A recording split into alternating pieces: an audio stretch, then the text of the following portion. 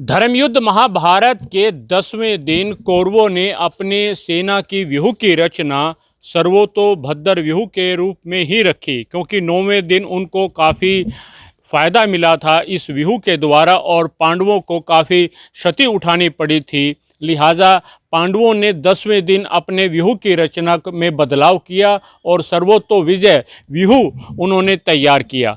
10वां दिन वो दिन था जिस दिन अर्जुन के बाणों से भीष्म पितामह छन्नी होकर अपने रथ से गिर पड़े थे।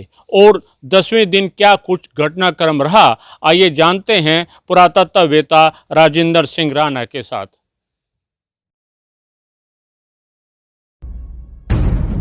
कुरुक्षेत्र की इस युद्ध भूमि में तुम्हारा स्वागत।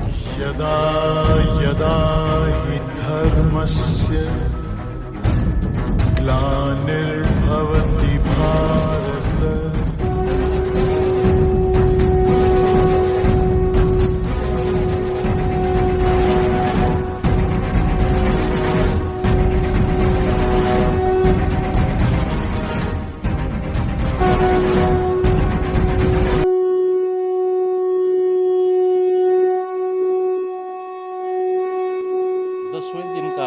महाभारत युद्ध है, उसमें पांडव पक्ष को 9वें दिन की काफ़ी हानि उठानी पड़ी थी। और एक ये कथा भी आती है, हालांकि ये व्यूह से अलग है, कि पांडवों ने मिलकर के पांडव जब भीष्म पितामह के पास जाते हैं कि आपके रहते हुए हमारा जीतना असंभव है, तो भीष्म पितामह ने पांडवों को एक संकेत दे दिया था कि अगर तुम शिखंडी को आगे करेंगे तो तब जाके मेरे पे कुछ मैं युद्ध में पराजित हो सकता हूँ। तो पांडवों ने भीष्म पितामह की जो आज्ञा थी उसको मद्देनज़र रखते हुए 10वें दिन अपनी जो व्यूह रचना बनाई वो थी सर्वतो विजय। सर्वतो विजय एक काफ़ी जटिल सा व्यूह था, जिस व्यूह के सबसे आगे वाले हिस्से में रखे गए थे शिखंडी। शिखंडी के बाएं तिरछे में रखे गए थे अर्जुन। अर्जुन के पीछे रखे गए थे पांडवों के सेनापति धृष्टद्युम्न। और शिखंडी के दाएं थे भीमसेन और अभिमन्यु। अब शिखंडी के पीछे जो महारथी थे, शिखंडी के पीछे जैसे पीठ की तरफ थे युधिष्ठिर, द्रुपद और घटोत्कच। घटोत्कच लंबाई में इस व्यूह के सबसे आखिर में थे। और भीमसेन के पीछे थे केकयराज और अभिमन्यु के पीछे थे सहदेव। इसी प्रकार धृष्टद्युम्न के साथ में जो सहायक जो सेना थी उसमें धृष्टकेतु थे, चेकितान थे, सात्यकी थे और विराट लगभग अर्जुन के पीछे थे, विराट और सात्यकी। तो ये सर्वतो विजय जो व्यूह था पांडवों का बहुत ही मारक व्यूह था। तो इस व्यूह के जो सामना करने के लिए कौरवों ने जो व्यूह बनाया था वो सर्वतोभद्र व्यूह था, जिसे सर्वतोमुख व्यूह भी कहते हैं। तो इस व्यूह के जो आगे की जो पंक्ति है उसके केंद्र में थे भीष्म पितामह स्वयं, और उनके दाईं ओर थे जयद्रथ और बाईं ओर उनके दुशासन थे। अब जो इस जहाँ जयद्रथ थे, जयद्रथ के दाएं पक्ष में जयद्रथ के पीछे जो थे अनुबिंद थे। अनुबिंद भी अवंती के राजकुमार थे और बहुत बड़े योद्धा थे। अनुबिंद थे, उनके पीछे सुदक्षिण के पीछे कांगड़ा के जो त्रिगर्त प्रदेश के जो राजा थे वो सुशर्मा थे। और सबसे पीछे थे इस दाएं पार्श्व में बृहद्बल जो कि कौशल नरेश थे। भीष्म के जो, क्योंकि भीष्म केंद्र में थे तो भीष्म के पीछे जो वाली जो रेखा थी उसमें थे द्रोणाचार्य, भगदत्त और जयद्रथ। भगदत्त के एक पार्श्व में थे कृतवर्मा और जयद्रथ के एक पार्श्व में थे दुर्वर्षण। अब जो दुशासन के थोड़ा दाएं वाले पक्ष में युधिष्ठिर अपने भाइयों के साथ था और उसके साथ थे बिंद, कंबोज, शल्य, कृपाचार्य और रथ के व्यूह का जो अंतिम हिस्सा था इस तरफ से, उसमें चित्रसेन और मगधराज थे। ये कौरवों की व्यूह रचना थी। अब इस दिन का जब युद्ध शुरू होता है, 10वें दिन का जो युद्ध शुरू हुआ, तो भीम ने शुरुआत की। भीम ने कौरव सेना पर भयंकर बाण वर्षा कर दी।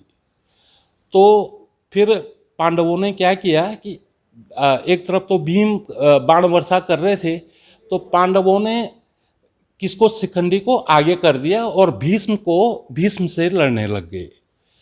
तो कौरव सेना की ने जब पांडवों की मार पड़ी, तो वो चारों तरफ हर दिशा में भागने लग गई।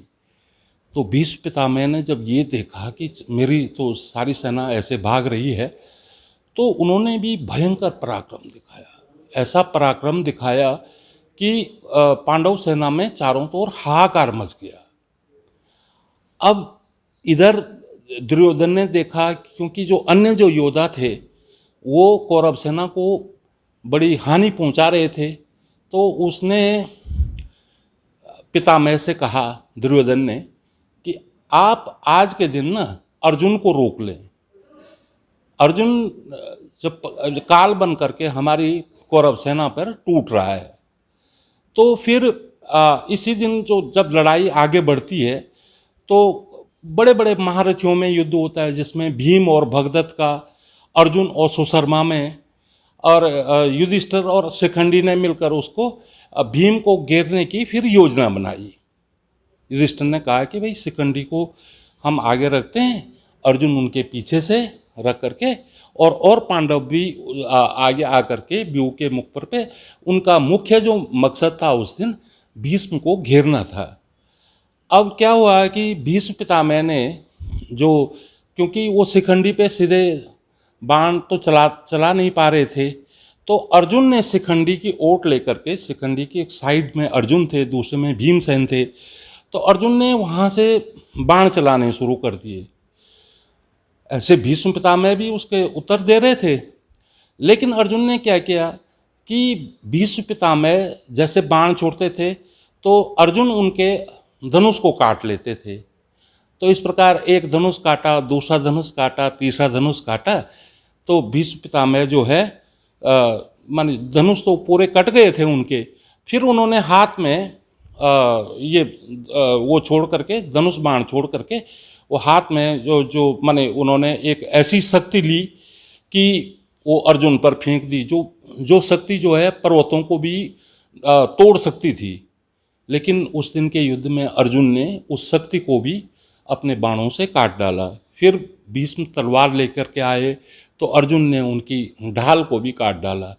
तो अर्जुन के जो बाणों का प्रहार भीष्म पितामह पर हो ही रहा था, इधर शिखंडी उन पर बाण चला रहे थे। तो लगभग सूर्यास्त के समय भीष्म पितामह घायल होकर के युद्धभूमि में गिर पड़े। और ये इस 10वें दिन का जो युद्ध था, ये पांडवों के लिए बड़ा निर्णायक था, क्योंकि जो कौरव सेना के जो प्रधान सेनापति थे भीष्म पितामह रणभूमि में गिर गए थे, और वो इस स्थिति में नहीं थे कि वो आगे कौरव सेना का सेनापतित्व कर सकें। तो अंत में जो 10वें दिन का जो युद्ध है पांडवों के पक्ष में रहा। कौरवों को सबसे बड़ा हानि उठानी पड़ी, क्योंकि उनके सेना नायक जो थे भीष्म पितामह युद्ध में रण क्षेत्र में गिर गए थे।